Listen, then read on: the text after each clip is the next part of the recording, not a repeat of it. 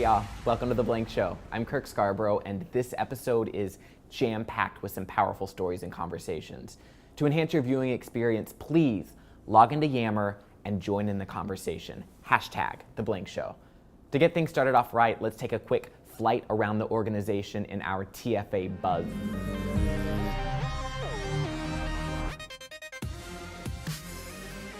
I just got back from the TFA Chicago office where we hosted a first ever TFA Leadershape Catalyst event. We had the president of Leadershape come out. We had 50 undergrads from around the Chicagoland area. It was a true collaboration between the Strategic Initiatives team, the recruitment team, the Chicago TLD team, the Recruitment Diversity Initiative, and the fantastic facilities team at the TFA Chicago office. And we're thrilled about how much of a success it was.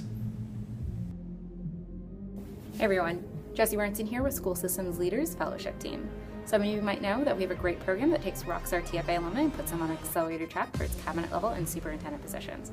There's a lot of really great features about our program, some of which include individualized executive coaching, district job placement, and cohort-based learning seminars that happen across the country while fellows are in the program for the year. Speaking of which, we just got back from DC, where our 16 fellows spent 2.5 days engaging and learning from each other and great district leaders such as Brian Pick, Sonia Santelize, and the Chancellor Kaya Henderson. So this is where you guys come in. We are on the hunt for our third cohort of great fellows. If you head over to teachforamerica.org/SSLF, you can learn more about our program and how to nominate a great alum. So until then, you stay classy, Teach for America. The professional development system is Houston's structure for ongoing development for our Houston core members. Core members have to earn credit in 3 strands: diversity and inclusiveness, culture of achievement, and content. So core members go to our Google site, we call it the quarterly course catalog, and they click on diversity and inclusiveness, culture of achievement, or the content that they teach, and they're able to pull up all the sessions that are offered within that strand. You don't have to worry about keeping track of certain sheets of paper or things of that sort. It's all housed in one system, so their MTLG and the core member have access to the same information. Hey, I'm Kimberly Shin from the Washington region. With over 650 alumni, we're already seeing the second part of our 3 change at work, though we were launched only 4 years ago. 2 years ago, an initiative was passed to open up charters for the first time in Washington State. So we saw our first charter school open up this school year, and we're going to see 6 or 7 more open up next year. What's really exciting is that our alums have played a critical role in making this happen, from helping to pass the legislation, to opening up the charter schools themselves, to being the founding teachers of those schools. We're excited to see where this goes and see our alums continue to make an impact in Washington State. Thanks to everyone who submitted to the TFA Buzz. If you have any big wins or announcements that you want included in future Blank Shows, email internalcommunications@teachforamerica.org. Question: what does the 1992 Rio Grande Valley Corps and the 2014 Dallas-Fort Worth Corps have in common? Well, I want to introduce you to Jalen and Babetta, proof that our theory of change just got a little bit more familial. Take a look.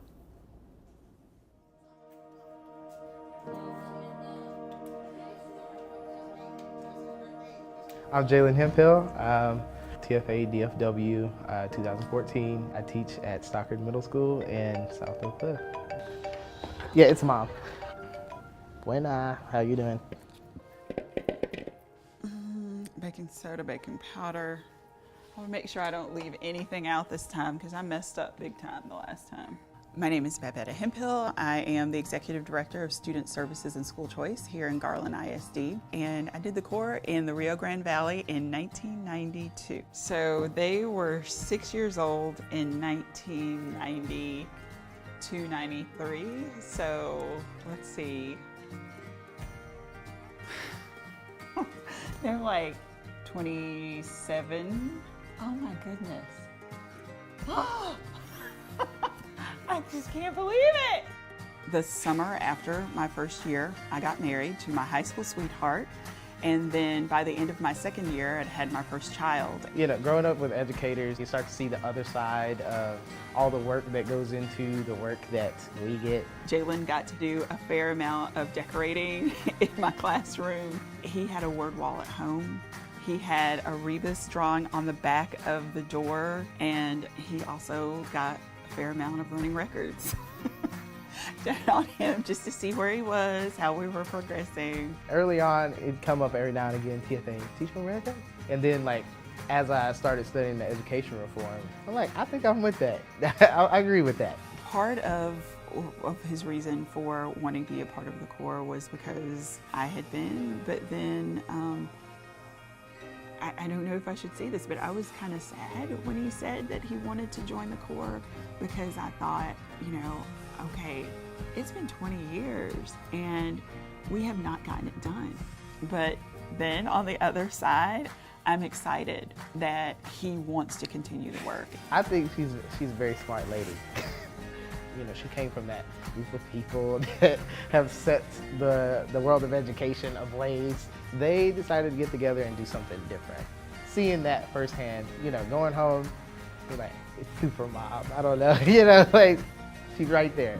Reach out, don't try to do everything on your own. You are just a first-year teacher. It took a long time to get to this point. I hope he remains in this movement and pushes forward so that, you know, one day, that one day will come. And I know that my son is going to be an integral part of that.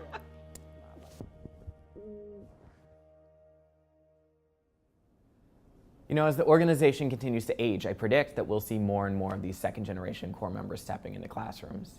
And if, by chance, you have a kid with a college degree and a passion for educational equity, don't worry, they still have 3 more deadlines left to apply, including the one tomorrow. Over 2 months after the death of Mike Brown and the responsive protests in Ferguson, Missouri, there's still a lot of unrest as the community continues to fight for justice. Aaron French, host of TFA's podcast Education on Tap, sat down with Brittany Packnett, ED of the St. Louis region, to discuss the progress we've seen in the Ferguson community and the charge that we have to help out. Aaron and Brittany, welcome to The Blank Show. Thanks, Kurt. And Brittany, thanks for joining us all the way from St. Louis today. We heard you back in August on the chat after the tragic death of Mike Brown, and we're now 76 days out from that tragic event. How is the community feeling at this point after a few months? We are still deeply frustrated and profoundly grieved. We are still resolute, though, in our search for justice. In that time, some things have stayed the same and some things are different. I would say that over 2 months and several weeks now, we have seen a maturity in the movement. So whereas a lot of young people especially were saying, this was my first engagement with social justice, this was my first sit-in, my first protest, we've seen people both learn through experience and through the wisdom of our elders, people like Dr. Cornell West and Harry Belafonte, who have spent time with us in person and via Skype, you know, learning from their wisdom about how to pursue justice in this way of direct action. The movement has really matured. And so our friend DeRay McKesson from the Twin Cities region, he's an alum there. A lot of you guys probably follow him on Twitter, and he's been on the ground here as much as possible. He likes to say that this is organized struggle.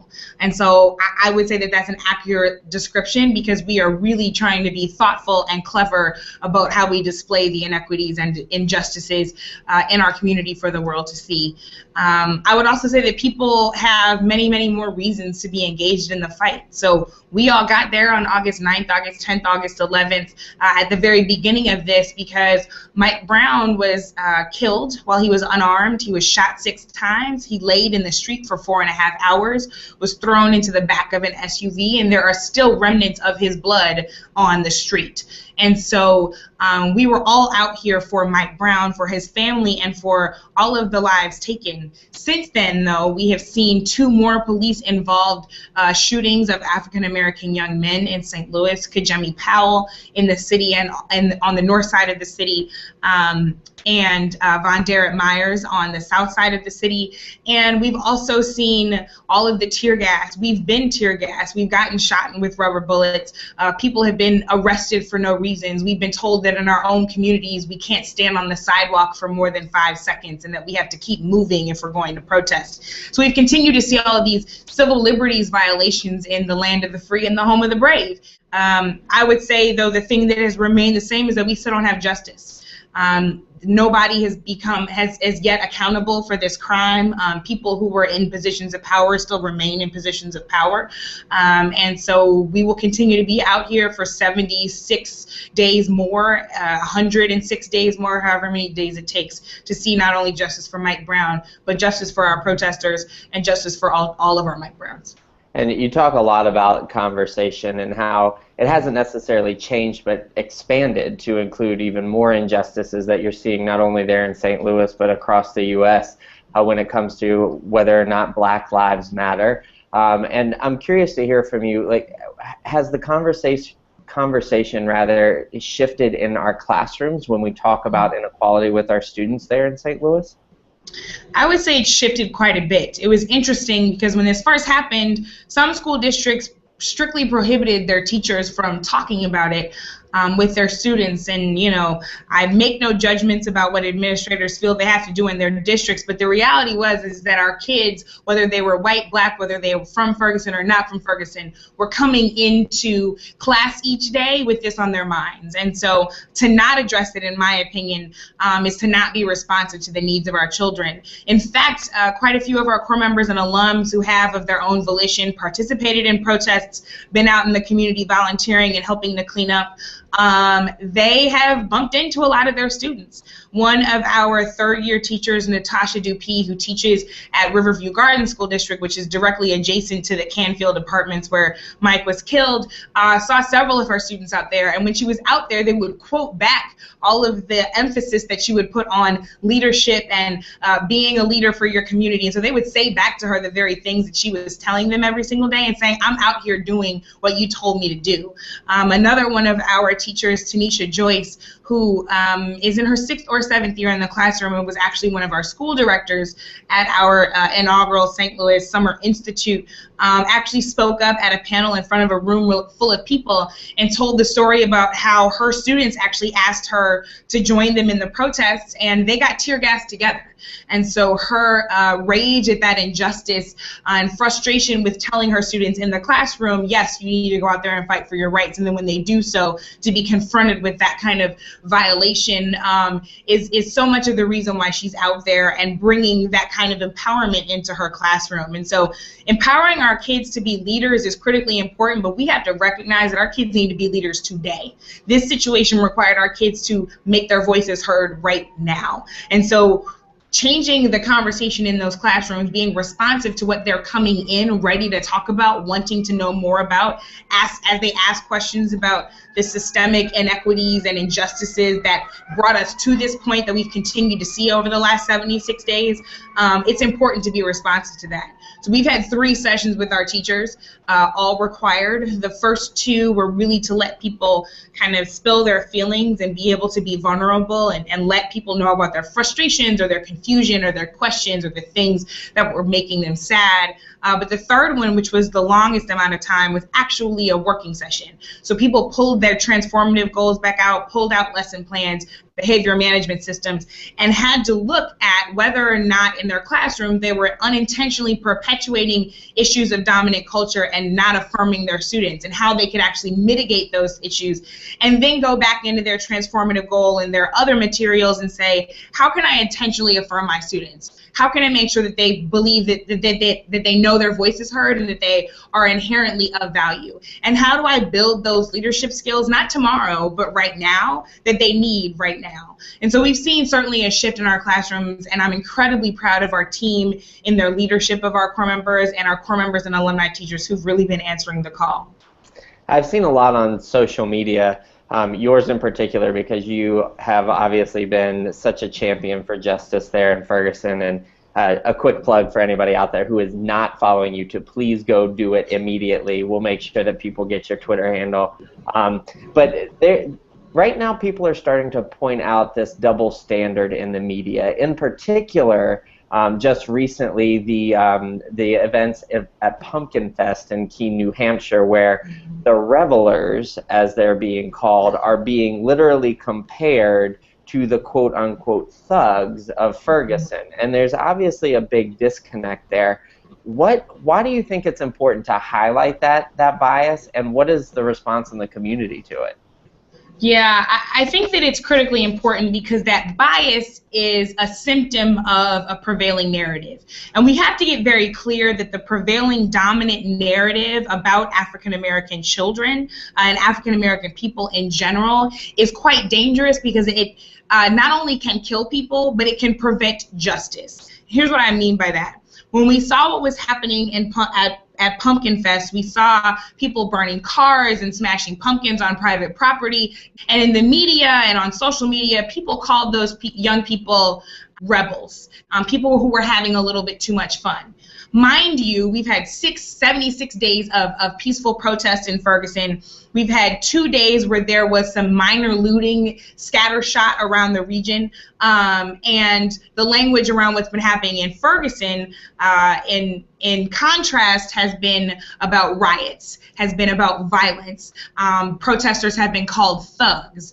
And so that prevailing narrative is dangerous because the people who read that in the newspaper and see that on the news, those people sit on juries. And if they are confirmed in their dominant narrative about African American people, about this black savage imagery, then they will sit on that jury and feel like Mike Brown was justified in his death even though he was carrying no weapon, and that officer was more of a threat to Mike than Mike could ever be to the officer. And so when we think about the power of the narrative and the power of language, that deeply influences whether or not we see justice, that deeply influences whether or not our kids can walk around the street safely, that influences whether or not our children that we're teaching right now can graduate and get these kind of jobs that we know that they aspire to, etc. So that narrative runs deep. And it can influence a great deal of things.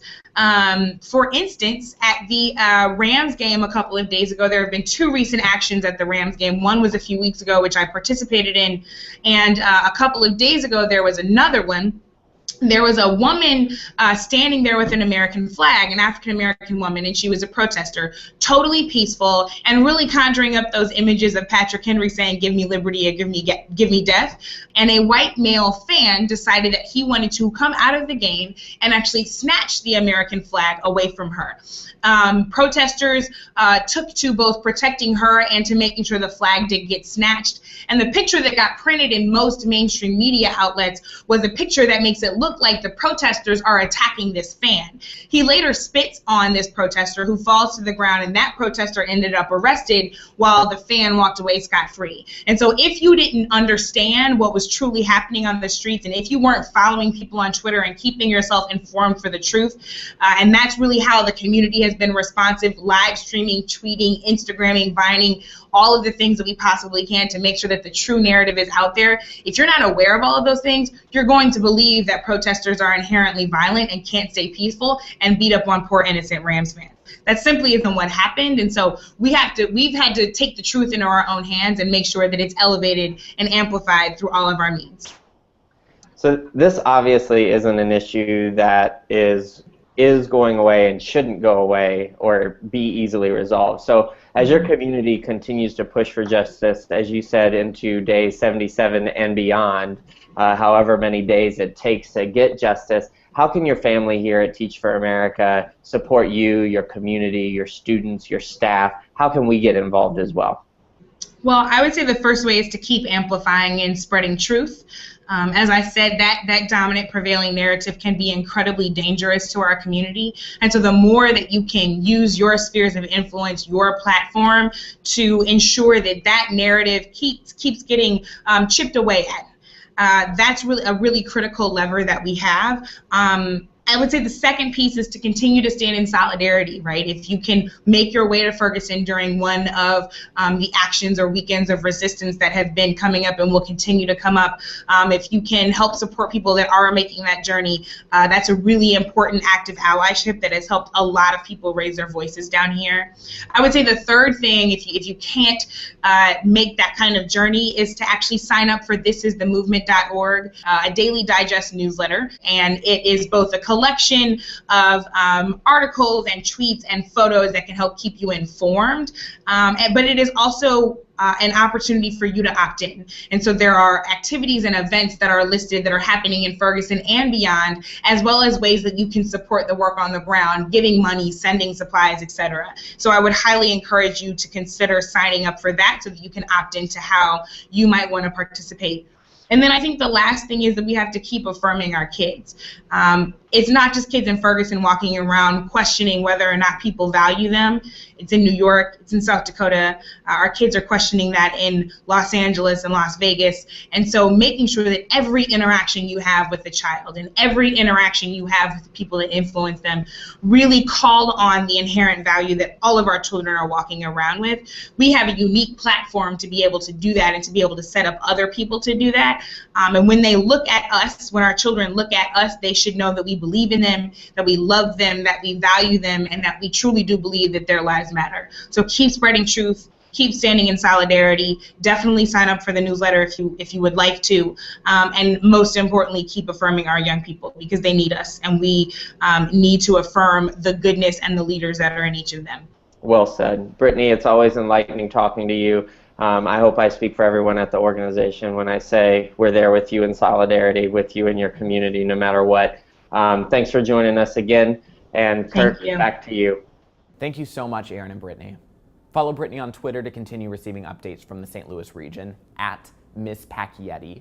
And if you like Aaron's sultry voice, listen to Education on Tap every other Friday on iTunes or SoundCloud, and subscribe by emailing educationontap@teachforamerica.org. Last month, our co-CEO, Matt Kramer, published an op-ed on the Huffington Post blog, taking a stance on Native mascots in professional sports.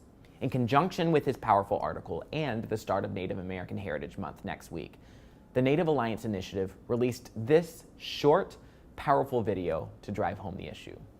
Watch. I am a firefighter. I am a grandmother. I am a college student. I am not. I am not. I am not a mascot. I am Lakota. I am an Ogallala Lakota woman from the Pine Ridge Indian Reservation. I am not a mascot. I am not a mascot. I am an educator and advocate. I am not a mascot. I am not a mascot. I am not a mascot. I am a community volunteer. I am an Operation Enduring Freedom combat medic veteran. I am not a mascot. I am not a mascot. I am not a mascot. I am not a mascot. I am not a mascot.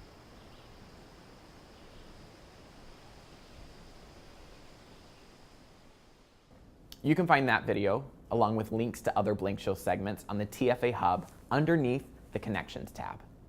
2 weeks ago, the chat focused on the need to support unaccompanied and undocumented students. Continuing that conversation, our featured story this month focuses on Teach for America's initiative to bring in more documented teachers to the classroom. Viri Carrizales, Director of DACA Corps Member Support, and Corelli Lizarraga, one of Teach for America's first ever DACA Corps members, highlight not only the importance of this initiative, but also the responsibility all of our teachers have to ensure that their students are on a path toward equity. Currently, there's 1.8 million undocumented youth living in the United States, and many of these children live in the communities and attend the schools where Corps members teach. Because immigration is an issue that deeply affects our community, Teach for America took a stand in support of the DREAM Act in 2012. Most recently, last year, we decided to open up our admissions process to DACA applicants. I am Viri Carrizales. I'm the Director for DACA Corps Member Support, and I have the privilege of supporting our 46 DACA Corps members, as well as leading efforts in support of undocumented students and families.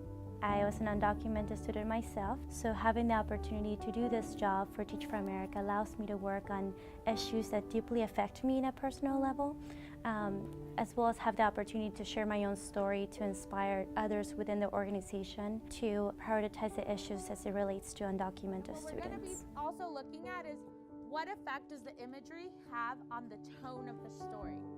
My name's Corelli Lazarga. I'm a 7th grade reading teacher at Strive Prep in Denver, Colorado, and I'm a 2013 Corps member.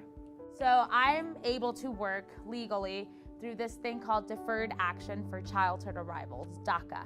So what DACA is it was passed in 2012. It was just an executive order by President Obama. So it is not a law. It is not a permanent solution because it could go away just as easily as it was introduced. I was born in Mazatlan, Sinaloa, Mexico, but when I was about 3 years old, my dad came to the United States, and then a year later, my sister, my mom, and myself followed. I did know that it was like a huge source of shame for me. I was pretty embarrassed too of not being a US citizen, feeling like I had done something wrong. I remember just junior year of high school just being so angry and frustrated with the possibility that it's I could possibly not go to college. But it wasn't until I had some teachers that I loved and adored and who really I felt comfortable with. I shared my story of being undocumented with them, and they did the research with me. We found out that you can go to private institutions. So I was able to go to Penn on a full ride grant and able to graduate from college. And that is my mom, my dad, my little brother, and my sister, and myself on my graduation day. Woo, I don't know why I'm getting emotional. Oh, handsome, beautiful, look at that. But yeah, it was a big deal because it went from believing that I wasn't gonna go to college at all to being able to go to my dream college. And so that day, it just validated everything. It's amazing to hear from our DACA Mentor Corps members, their stories and their experiences now that they're on the other side and they're teachers themselves. When I was an undocumented student, I didn't know of a single person who was undocumented and was a professional. Having someone that's I've done it, you can do it, would have made life 100, 200% a lot less scary. From day one, I've tried my best to be vulnerable and to be honest with them about who I am. Last year was the first year in my entire life that I was open about being undocumented. I spent the majority of my life keeping that hidden, except for my teachers and my friends. Having that identity with them and sharing that experience with them has been huge. It's really brought me and my students a lot closer. And I've had a couple of students that have come up to me and say I'm undocumented, I'm really scared, I don't know what to do. And inevitably in all those conversations I break down crying and because I understand and I know that fear and I know that sense of insecurity and also that sense of I don't belong here. Or I think I belong here, but everyone is telling me I don't. And if our Corps members don't understand that they have students who probably are coming to school and whose parent just got deported. Outside of whether this kid is undocumented or not, there's a big issue. One thing that I have really tried to do is not sell my students false hope. I will not come in here and be it's gonna be la-di-da and it's gonna be the best. I've also been very honest with them about that, of those moments of I was so scared that my mom and dad were going to be deported. So moments like that, it is going to be very tough and it is going to be filled with lots of hardships. But at the end of the day, you are going to be able to persevere and you're going to be able to succeed all these obstacles. This is why all of our Corps members should be aware and understand that you cannot teach a kid unless you understand what are the challenges that they're currently facing. If I work hard at it, I'll be where I wanna be. I'll be where I wanna be. As Viri emphasized, it's crucial for us to continue providing information to our Corps members, our students, and our families about supporting undocumented students. This last summer, Corelli and Veery compiled resources for our Unaccompanied Minor Resource Center. Head over to Yammer to find a link to that site and share it out amongst your networks to ensure that you're doing your part to spread awareness of the aid available for these students. And that's our show. Thank you for tuning in, and continue the conversation on Yammer, #The Blank Show. Keep your eyes out for our special holiday edition of The Blank Show coming to you in December. Bye.